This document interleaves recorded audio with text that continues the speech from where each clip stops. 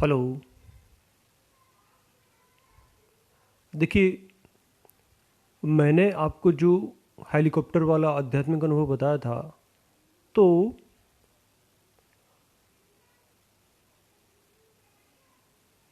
Ascending और descending का एक बहुत ही अच्छा प्रतीकात्मक आध्यात्मिक अनुभव था वो, जिसमें हम कैसे अपने खुद के प्रयासों के द्वारा असेंडिंग करते हैं, आरोहण करते हैं, और सभी भक्त, सभी मंदिर मार्गी, सभी भगवान की पूजा अर्चना करने वाले लोग सब असेंडिंग के मार्ग पर हैं, आरोहण के मार्ग पर हैं, और उनको विभिन्न प्रकार के प्रयास करने पड़ते हैं। जी हाँ, लेकिन जो डिसेंडिंग का मार्ग है वो पूरी तरीके से भगवान पर निर्भर करता है, और भगवान की सहायता के बिना वो नहीं हो सकता। तो डिसेंडिंग का मतलब अवरोहण, ये पूरी तरीके से साधक की इच्छा पर निर्भर नहीं करता है, और भगवान जो है वो भले ही साधक चाहे या न चाहे उससे कोई फ़र्क नहीं पड़ता। और इस सारे प्रोसेस को पूरा करके,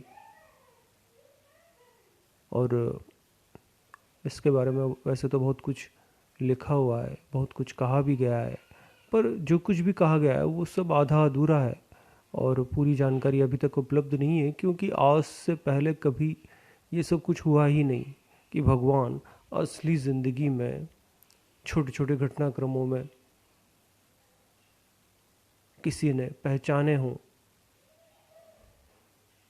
और किसी ने ये पता लगाया हो कि साधारण ज़िंदगी भी दिव्य होती है, और इसमें भी भगवान काम कर सकते हैं टीवी पर। और जिस तरीके की बातें हमने यहाँ पर, जिस तरह की अनुभूतियाँ हमने यहाँ पर बताई हैं, तो वो सब आश्चर्यजनक है। और ऐसी बातें आज तक पहले ना कभी सुनी गई, ना कही गई, पर वही सबसे बड़ी सच्चाई है इस संसार की। और मुझे वहाँ तक पहुँचा दिया गया, तो अब मेरे लिए वो सब इतना ज़्यादा प्रैक्टिकल और इतना ज़्यादा सत्य हो गया है कि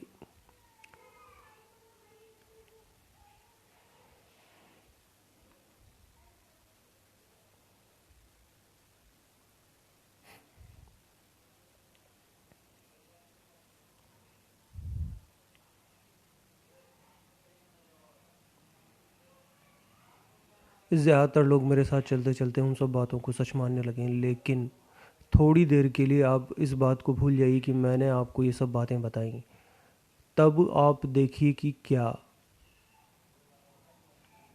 ये सारा संसार ऐसा है। और फिर आपको पता लगेगा कि संसार तो बिल्कुल वैसा ही है जैसा हमेशा से था। तो जो भी परिवर्तन आएगा वो मनुष्य में आएगा, साधक में आएगा, और संसार तो जैसा है वैसा ही रहेगा।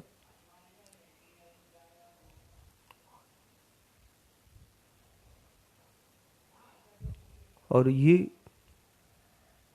परिवर्तन व्यक्तिगत है।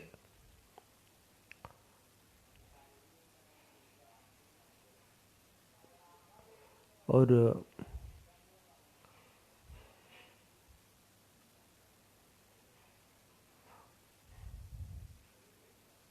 परिस्थितियों को तो हम नहीं बदल पाएंगे, वो तो भगवान के हाथ में है। पर हमें ये समझ में आना शुरू हो जाएगा कि जो कुछ भी हो रहा है आखिर वो क्यों हो रहा है। और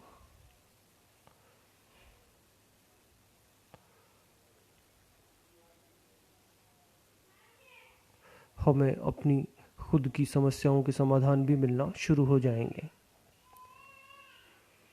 और यही तो चाहिए। धन्यवाद।